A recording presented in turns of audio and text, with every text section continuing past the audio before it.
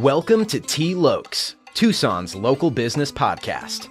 I'm your host, L. Connor McEverly, and in each episode, we embark on a journey to connect with the passionate minds behind the businesses and nonprofits that make our community thrive. Join me as I sit down with the owners, visionaries, and change makers who pour their hearts into shaping the local landscape. We explore the challenges, triumphs, and unique journeys that define Tucson's business community. From the corner coffee shop to the innovative startups and impactful nonprofits, T-Lokes is your window into the diverse stories that make our city special. Tune in and get ready to get connected. This is T-Lokes. Howdy, folks. Welcome to T-Lokes, Tucson Local Business Podcast. I'm your host, L. Connor McEverly, and here with me in the studio today is Sherry McClurkin, owner and founder of Rebellious Emotional Balance, a coaching service that strives to help you tame your brain. It is my pleasure to introduce to the show trauma therapist, trauma specialist, and certified clinical supervisor, Sherry McClurkin. Sherry, how are you doing today? Oh, I am doing great. This is actually wonderful timing because I just submitted and re-recorded my on-demand webinar and renamed it. Nice. It used to be called Calm in a Minute Strategies. It is now called Unleash Yourself Basics. Nice. I like that. Yeah, I thought so. I thought that was like better when it came to me. Yeah, it's definitely it evokes liberating tones, right? Yeah. Just yeah. Unleash yourself. Yeah. Well, thank you again so much for being on the show. I really appreciate you coming out here. Oh, I'm so honored, Connor, that you invited me and that we're doing this. I appreciate that. So, and I love talking. Oh, for heaven's sakes, I love talking about my stuff. I get it. That's why I have a podcast. Right. All right. So we're talking about your business, Rebellious Emotional Balance. Can you tell me a little bit about that? Like, what is the mission of Rebellious Emotional Balance? Yes. So I help people unleash themselves from guilt, procrastination, distorted thinking, distractedness, busy minds, insecurity, self-doubt, and more. Right. Instead, to unleash within themselves the calm, the confidence, the focus, and the empowerment. All right. And what set you on this path?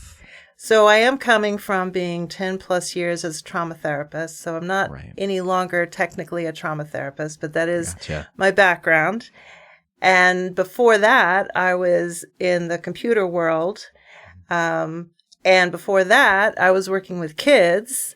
Okay. Now, all along, though, it was taking big problems and breaking them down into smaller pieces. Right. So that they're manageable.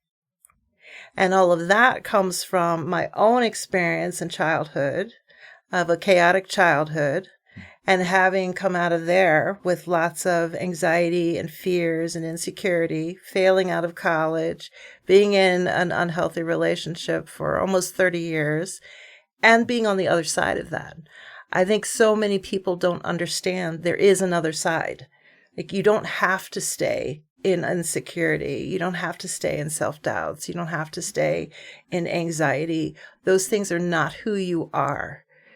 And now that I'm on the other side, I want people to know this.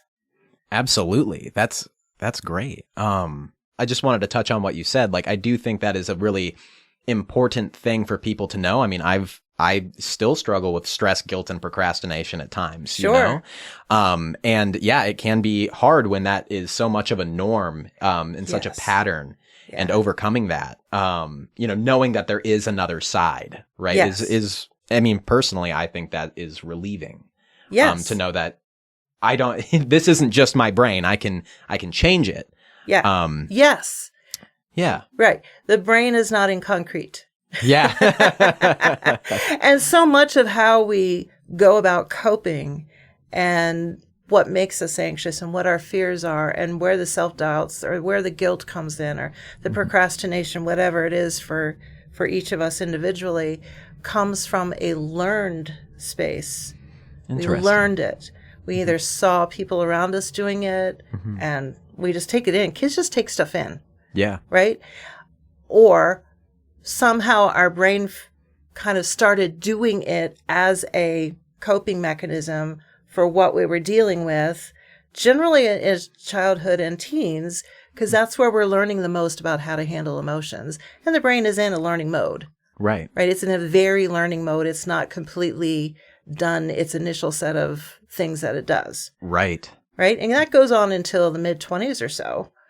Right. I remember hearing somewhere like your brain kind of has reached its development around 25, 26. Yeah, a level of development. Now, the brain is always learning and changing, always. And that's the great thing, is to understand, once you understand that so much of what we do and how we are is not really set. It's not set. It was mostly learned and shaped. That's interesting. So we can unlearn and reshape. Okay. And that's why I like to use the word now, unleash. Right. Because the abilities are there. Mm-hmm. Absolutely. They're just kind of covered up with the initial learning and the initial shaping. Right. We've talked a little bit about you taming your brain and making these changes. So where did you learn that you could make these changes, these small behaviors, and tame your brain? Right. So I have a master's in pastoral counseling and community mental health. Okay. I have been a trauma therapist for 10 plus years. Right. And by saying trauma therapist, that means I worked with really serious situations and issues. Right. Really sad stories. Of course. Right. And through that, and to keep the license, right, you have to be licensed to do these things. Of course. We have to have continuing education. So when you work, I would hope that most therapists, when they work with trauma clients, that you're always seeking additional trauma training. Right. Because that field is constantly evolving. We don't know every darn thing. Right. Right? We particularly don't know every darn thing about our brains. We really don't. And the impact that trauma at different ages, how long did the trauma go on, who did the trauma to you, all those things makes a difference in what happens in the brain. So all of that is still being learned. Of course. So I took some of the additional trainings that I more recently, probably 5-7 years ago, had some neuroscience in them. And that was the first time I was introduced to neuroscience. But as soon as I was introduced to that, I was like, oh my gosh, that's the missing piece. Right. Now I know what goes on in the brain when we're having some sort of emotional thing. Okay. Even if it's just procrastination, I don't mean just as if that's not important, but it doesn't have to be a big thing. Right. Like anxious moments, there is a whole cascade of stuff going on in the brain that created that outcome for you. Right. And there's so many parts involved, and there are absolutely simple proven things we can do to calm what's going on in our brain at any time. And not only does it calm it, it opens up more focus and more empowerment and more confidence, because our brain just is not wired to do a whole lot of procrastination, self-doubt, anxious, whatever it is for you, for each person, and think clearly. Right. We know that, right? Yeah. We know this. We all experience it. Yeah. I mean, that makes tons of sense. When I'm stressed, it's hard to put everything down on a list and make the best decisions possible. So the cool thing about knowing some of the neuroscience and being trained in some of those things is that it's really very simple. The brain actually is not that hard to make changes to it. You just have to know what to do. Interesting. And so I like to not only show people what to do, but I give them some of the what. Why do we care? Why is this important? Why do these things work? I go through that also, and I do this through webinars. Okay.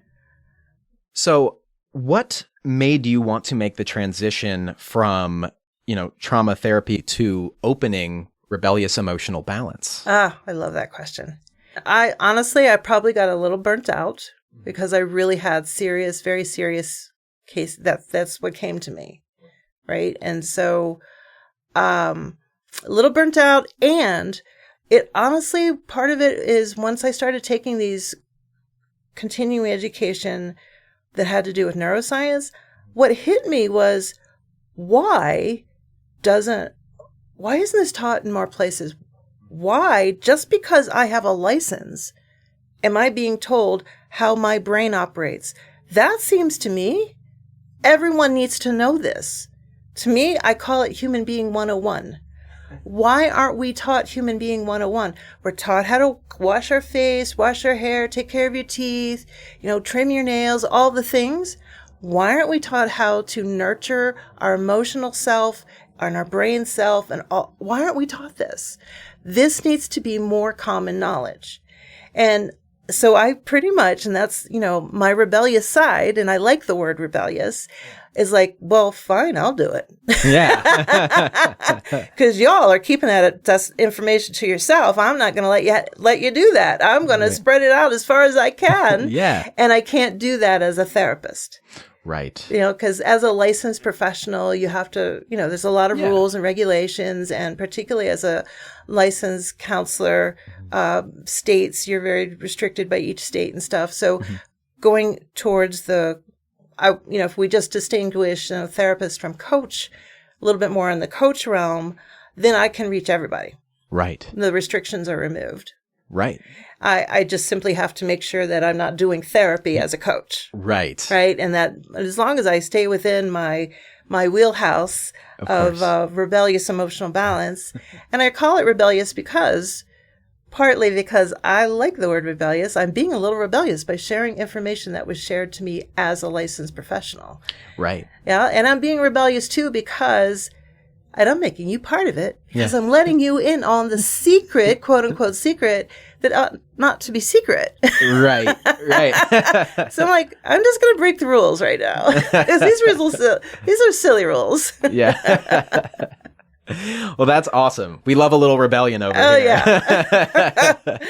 So, I would like to ask you, what was one of your first moments of achievement, like a milestone for you? Well, part of it is when it made 1,000% sense to me, because it filled in the blanks of why, when, XYZ is happening in session with one of my trauma clients, is their reaction kind of this way. Like, from a professional counselor standpoint and theoretical orientations, which is drilled into us, like, I can make sense of that, but I wanted to know what was going on. What is really going on in the brain?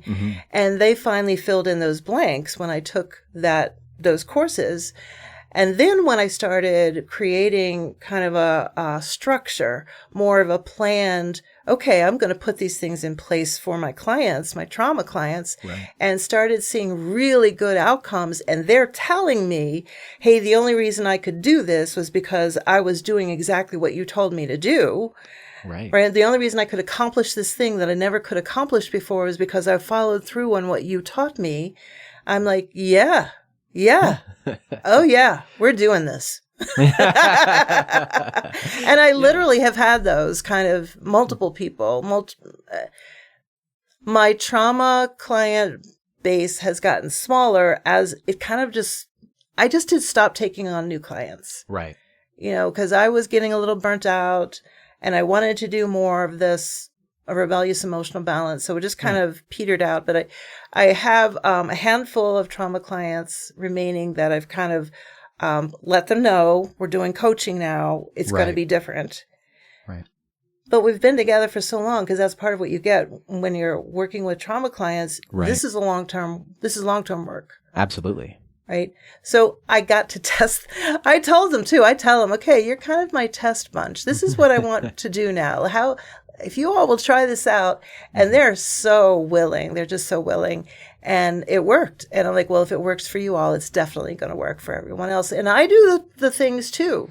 Right. I have found much more of my emotional balance by also daily doing some of these, because life throws stuff at. We live in a stressful society. Absolutely. We live in a stressful world. There are too many people who are living their lives in front of the news, and they are so stressed out. They're anxious. They're fearful. And I don't blame them for that. Right. My point is, it doesn't have to be that way. And it's not just stop watching the news. No. There's a whole bunch of stuff that's going on in your brain about this. Right. So let's change that. I wanted to touch back because you mentioned, part of what the strategy is that you put forth is to break larger problems down into more manageable bits. And I guess I wanted to ask about that. Like, it seems like this is a really effective approach. And why is that? So that's a skill I've always had for some reason. My dad was a structural engineer, so perhaps it's partly from there. And both my parents were into crossword puzzles. Maybe I love I only do the New York Times Sunday crossword puzzles. It has to be a really hard puzzle or I won't do it. Yeah. Because I've been doing them for decades. So, Right. But it's the same concept over and over again. Mm-hmm. And even when I was working in the software field, same concept. Right. Because I did that first for 13 years. I was a software developer, designer, and technical manual writer. I didn't do all that at the same time. That was kind of the evolution of my career there. It is the same thing. A customer comes in, and I was on large systems like FAA size systems. Right. So a customer comes in and says, hey, we have this huge issue. We want it to look entirely different. Make it happen. Right. Yeah, that sounds like a huge problem. Right? Yeah. So you have to break it down. And then when you're working on like a team project, it has to be broken down so that each team can then take off and do their thing and then come back and put it together. Right. So therapy for me is a lot the same. Mm-hmm. Clients come in with huge problems, and they're right. They are huge problems. Right.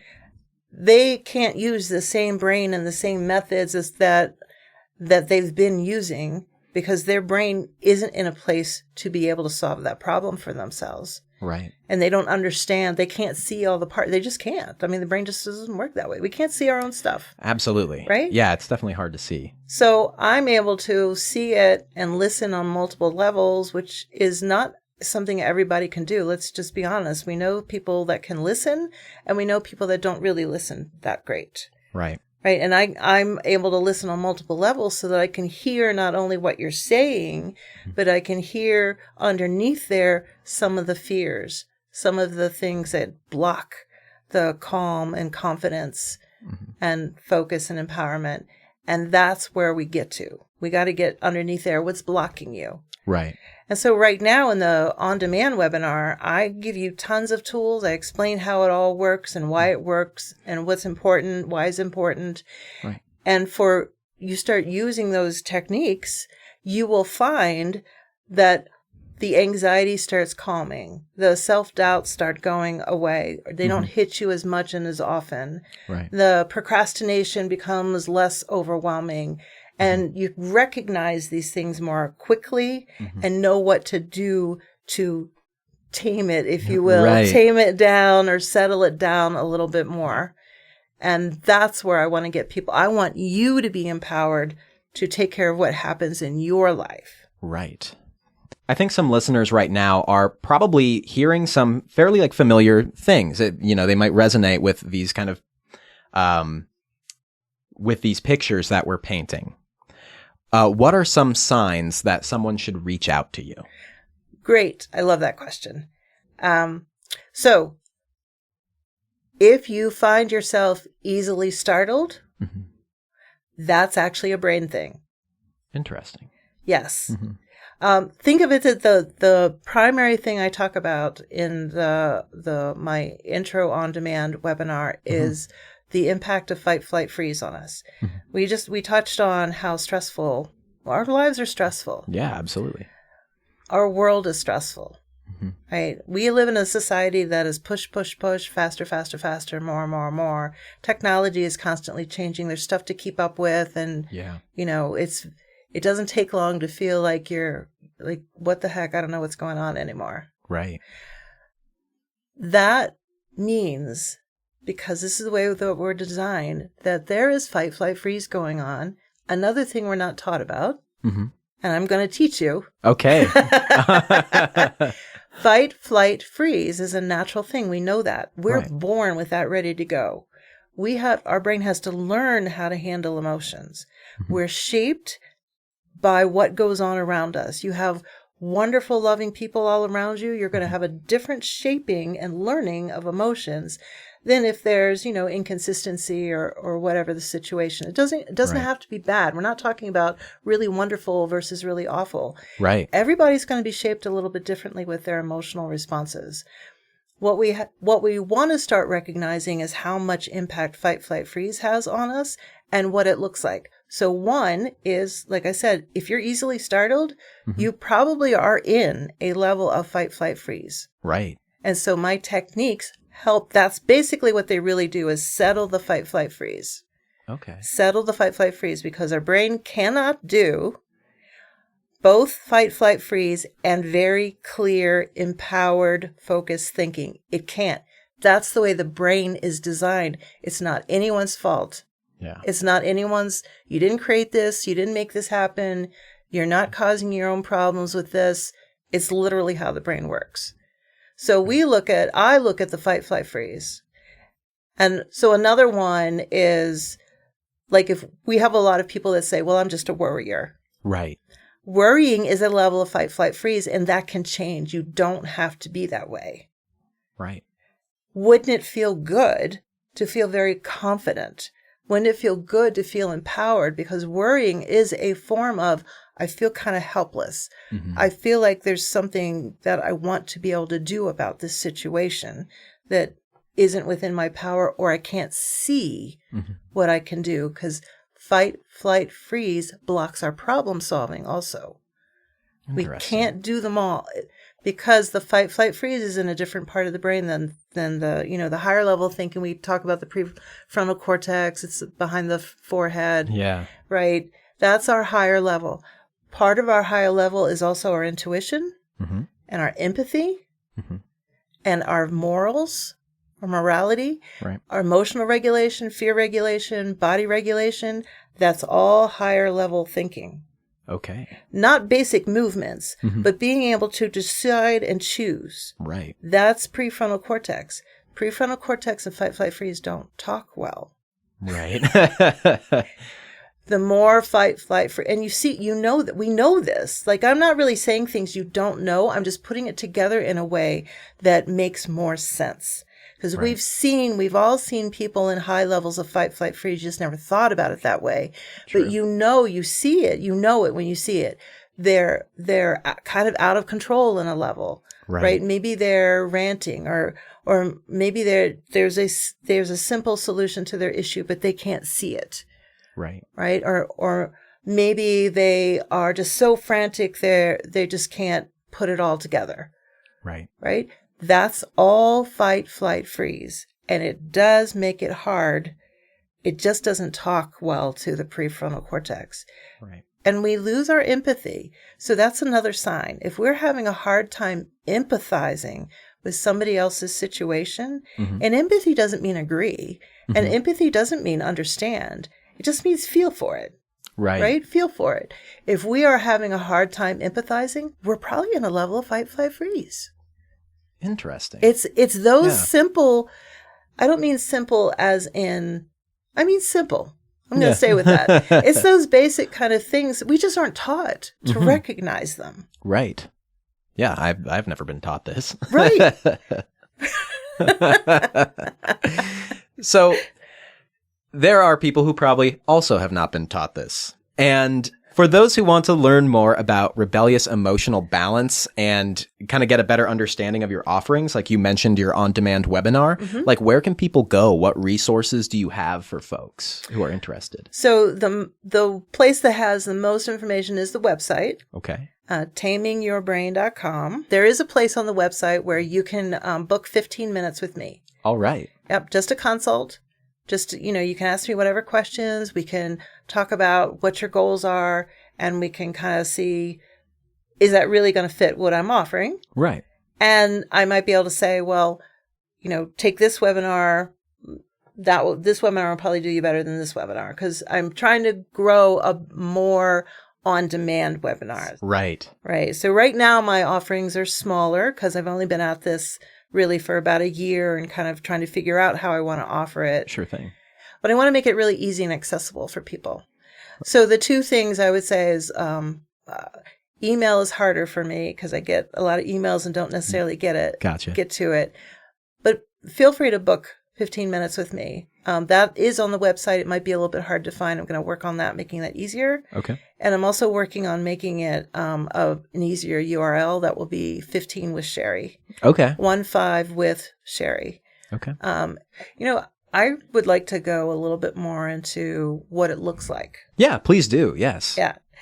So I'm trying to, it's actually, I just did it in the webinar. I have a nice long list that we go over very carefully of what it looks like when we're in fight, flight, freeze, because it can be high levels. If we get frustrated easily, you're probably in a level fight, flight, freeze. Yeah. Sleep issues are often fight, flight, freeze related. Right. Gastrointestinal issues are often fight, flight, freeze related, because that's one of the set of chemicals that get released in the brain, has to do with our digestive system. Right.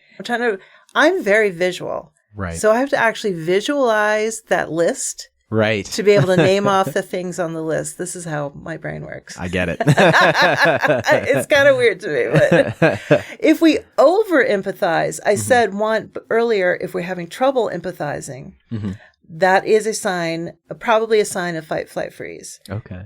Also, if we're over empathizing. Now, that's really interesting. What does that look like? I have run into people that that they just feel.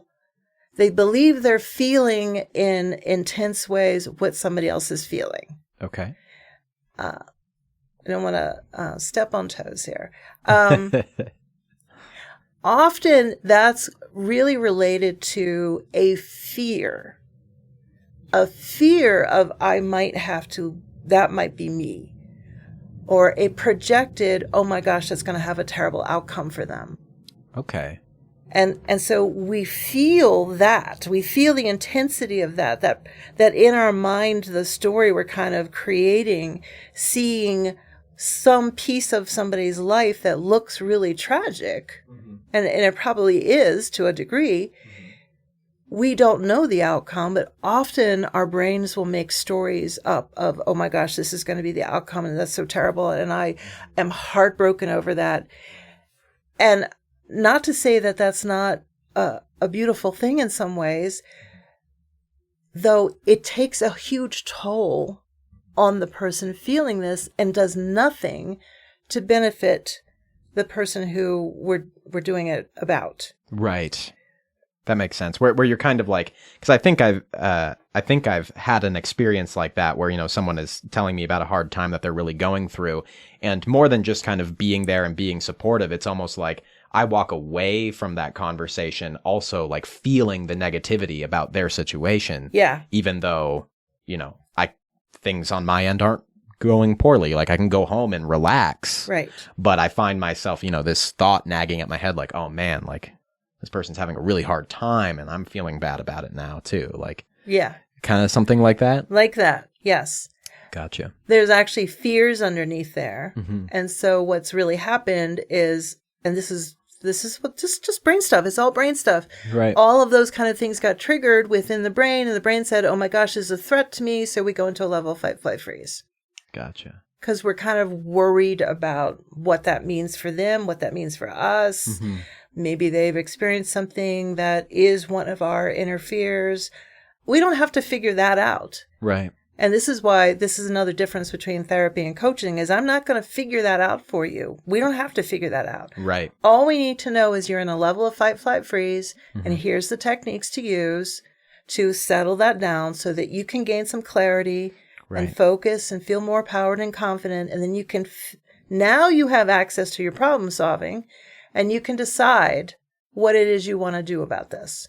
Maybe it's now you can decide oh, well, that's not mine. Right. And my worry is not helping them. So now I can let go of it. I see that. Right. Or maybe a whole bunch of problem solving for them kicks in and you do have a whole bunch of things that you can do to help them out and you want to. Right. We can't do that while we're in fight, flight, freeze. Right.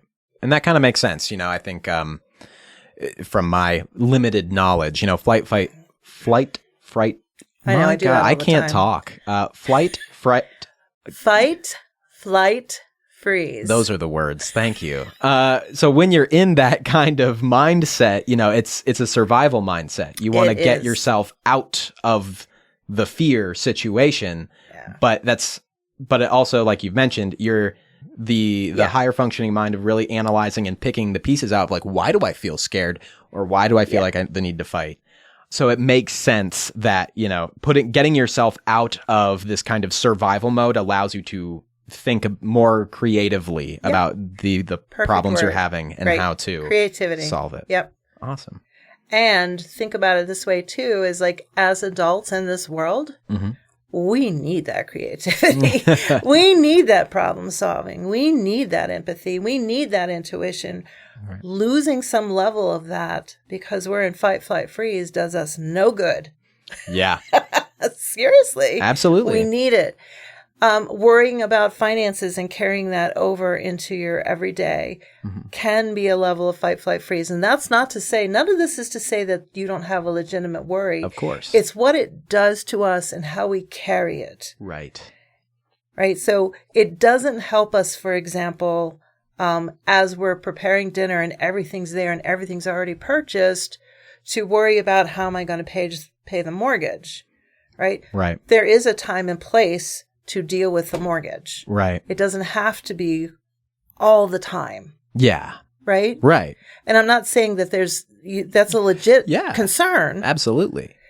Let's learn how to also be in the moment and give ourselves some relief. And again, as we said, the problem solving is much better. Yeah.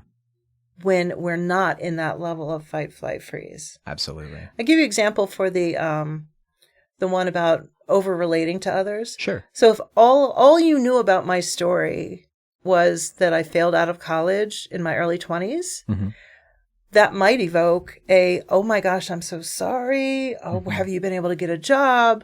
How has that hit you financially? Right. But if you notice the way I say it, I failed out of college in my early 20s.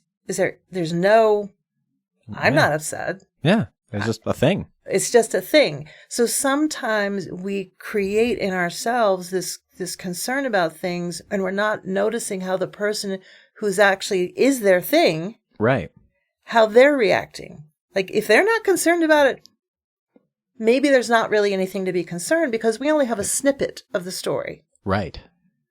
So the rest of my story is, but I returned to college in my late 40s and now I have a master's degree and all this other stuff. So, that's just a snippet of my story. Right.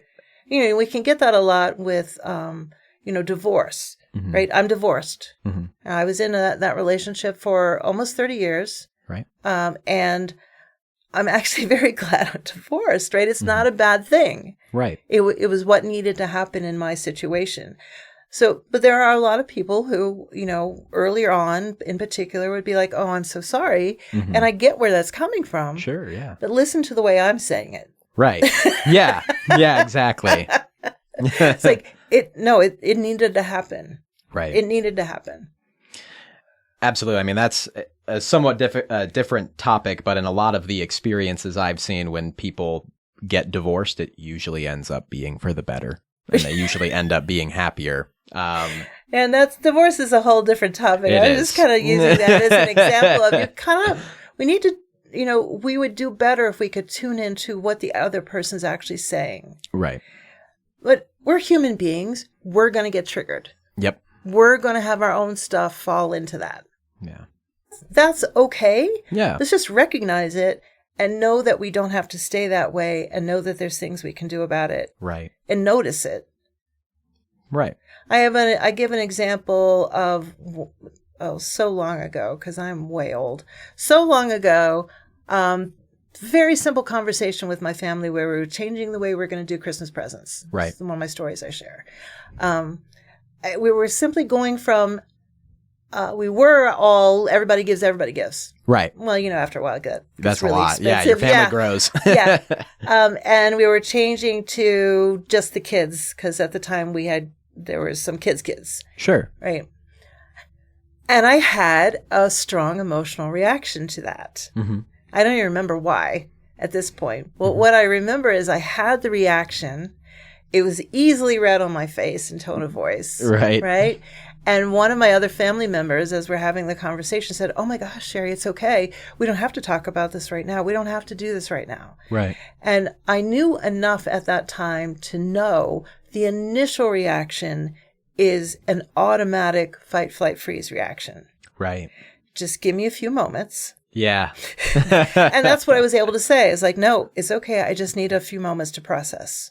Yeah, yeah. And so I was able, right, literally that's all I needed was to settle myself a bit, just look at what's really going on, get rid of that fight, flight, freeze. Mm-hmm. And then I was able to have the higher level processing and think it through, figure out, oh, I'm fine. I'm good. This is good. Totally fine. Right. Right? So Yeah. we just need a little buffer just to recognize. So if we can just recognize that this is what's happening, mm-hmm. that's an improvement. Yeah. That's a good thing. Absolutely. And that's what you strive to help teach people, Yes. which is amazing. So like a lot of people are in shoulds and obligations. Those are probably levels of fight, flight, freeze. If you Right. call yourself a people pleaser, Mm-hmm. that's a level of fight, flight, freeze because Right. there's fears underneath all of that. Oh, of course. And again, we're not going to go into any of that. But what we're going to go into is say, you're probably in a level of fight, flight, freeze. So let's use these techniques. Right. And then let's see how you feel, what your mood is, what your thoughts are after we do these techniques. Right. And in my webinars, I give live demonstrations. Nice. And I ask you to cooperate with me, even though it's on demand, Yeah. pre-recorded. And because this is best understood by experiencing it. Right. That makes sense. Yeah, I went through and I used the I did the Emotional Balance Challenge on your website. Oh, did you? Yeah, and I need to redo that. well, I still found that it eased my mind, and I thought that was really helpful. Oh, good. And there's also your Emotional Balance Quiz, which we're not going to talk about my answer, which probably lets you know enough.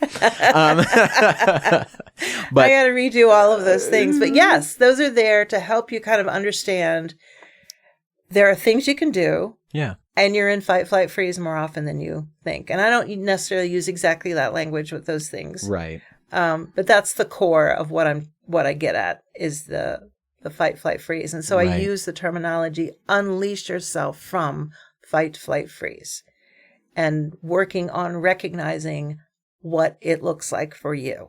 Right. Well, Sherry, we are running short on time. So I just have 2 more short questions for you before we go. Uh-huh. So 1, what's one thing that you love about Tucson? Yeah, I'm excited to be in Tucson. I've only been in Tucson 2.5 years myself. I'm coming from Maryland. Mm-hmm. Huge difference. Massive. Yeah. A lot less water. I love, that is one thing I had to get used to, and I'm glad I have a pool. That was one of my requirements. Like, I'm going to downsize my house so that I can afford to have the pool. Right. I need water. Yeah, it's different that way, being on a coastal state to a landlocked state, but and a dry state.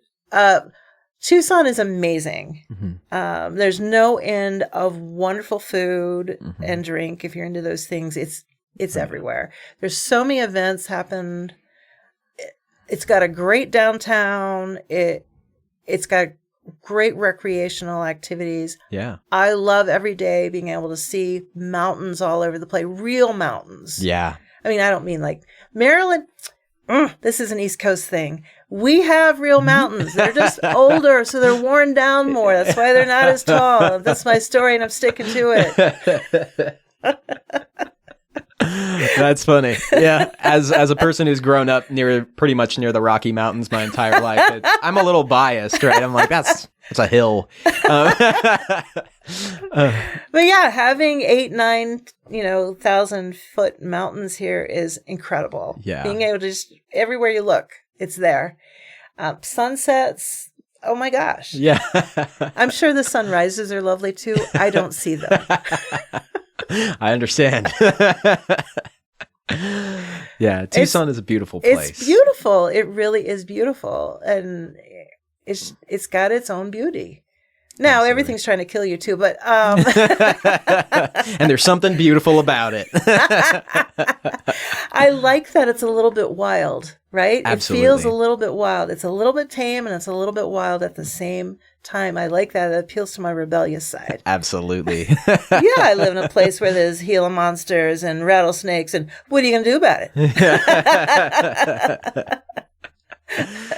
All right. And my final question for you is, do you have any events coming up or any seminars in the near future, March, that people should keep an eye out for? I'm always adding new webinars. It takes me a while to put them together because I'm very particular. Yeah. I get a little of that perfectionism streak myself. Yeah. By the way, perfectionism is also a level of fight, flight, freeze. Yeah. Yeah. I believe it. Yeah. If we're harsh judges of ourselves and others, we're on a level of fight, flight, freeze. There's a lot of common. So I'm trying to also break them down a little bit more, my webinars, to like address each one of those kind of things so that you can choose what's very specific to you. Not sure if I'll get to that because that's pretty detailed. But that's what I love to do. I literally love to do these things, to share the information, to help people live better lives. I'm passionate about it. Yeah. I don't have a specific event. Oh, I probably do. My Go Deeper. My Go Deeper is 2 parts. You don't have to take both parts. Okay. And that is a live. That's done live. Okay. And that one I tailor to whatever you bring. Okay. So and we do it it's a small group webinar. Okay. So it is a group, but I love groups because you can learn from each other. Absolutely. You can find out you're not alone in what you're dealing with. And we can often find that your story actually helps someone else. And that is an amazing feeling. It is. Absolutely. So, folks, keep an eye out. We'll have a link for that in the show notes as well. So keep out an eye. And Sherry, it's been great to talk to you today. It's clear that you have a ton of knowledge on your subject and you have a ton of passion on your subject, and you have that passion to help people and help tame their brain. Thank you so much for being on the show today. Folks, check out those links, talk with Sherry, and have a good one, y'all. Sincere pleasure. Sincere pleasure. Thank you very much. Of course. Bye-bye now. Bye-bye. And that's a wrap for another episode of T-Lokes, your go-to podcast for uncovering the untold stories of Tucson's local businesses and nonprofits. A big thank you to our incredible listeners for joining us on this journey of connection and discovery.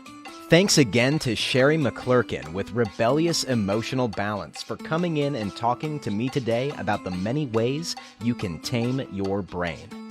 Show them some love and check out their links in the episode notes. A huge thank you to Louis Sanders at Soundhouse Publishing for making our unforgettable podcast theme music. If you enjoyed today's episode and want to stay connected with Tucson's vibrant business scene, don't forget to subscribe, rate, and leave a review. Your feedback is invaluable, and it helps us continue bringing you engaging conversations. As we wrap up, remember that T-Lokes isn't just a podcast, it's a community. Let's keep the conversation going on social media. Follow us on Facebook, Instagram, or our Discord channel and share your thoughts, suggestions, or even recommend a local business or nonprofit you'd like to see featured on the show.